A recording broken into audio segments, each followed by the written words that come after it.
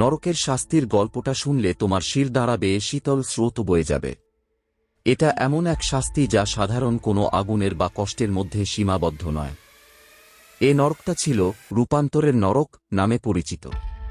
এখানে মানুষের আত্মাকে তার সবচেয়ে বড় পাপের প্রতিচ্ছবি হিসেবে রূপান্তর করা হতো এবং সেই রূপান্তরে তাকে অনন্তকাল ধরে বেঁচে থাকতে হতো। একবার এক ধনী ব্যক্তি ছিল যার নাম ছিল রতন। তার জীবনটা ছিল লোভে ভরা, অন্যের সম্পদ কেড়ে নেওয়া তার স্বভাব। দারিদ্র্যের মানুষগুলোকে সে কখনোই সাহায্য করেনি। এমনকি তাকে সাহায্য চেয়ে কেউ দরজায় এলে সে নিষ্ঠুরভাবে তাদের তাড়িয়ে দিত। তার ধন সম্পদে মত্ত হয়ে সে ভুলে গিয়েছিল যে জীবনের প্রকৃত উদ্দেশ্যটা কি। রতনের মৃত্যু হল এক অপ্রত্যাশিত হৃদরোগে। মৃত্যুর পর সে নিজেকে আবিষ্কার করল এক অন্ধকার, ধোঁয়ায় ভরা জায়গায়।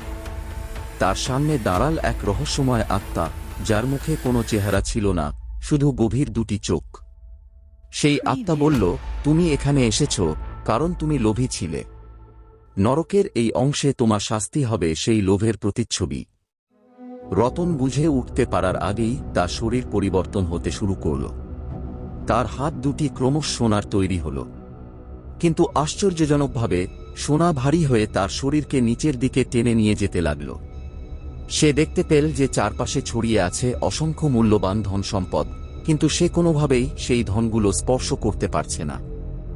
যখনই সে এগুলো ছোঁয়ার চেষ্টা করছিল, তার সোনার হাতগুলো আরও ভারী হয়ে যাচ্ছিল এবং সে অস্থির যন্ত্রণায় কাঁদতে লাগল। এভাবে প্রতিদিন রতনের লোভের শাস্তি ছিল এক ধরনের অনন্ত দাহন। সে ধনসম্পদ দেখতে পেত, কিন্তু কোনোদিন তা ধরতে পারত না।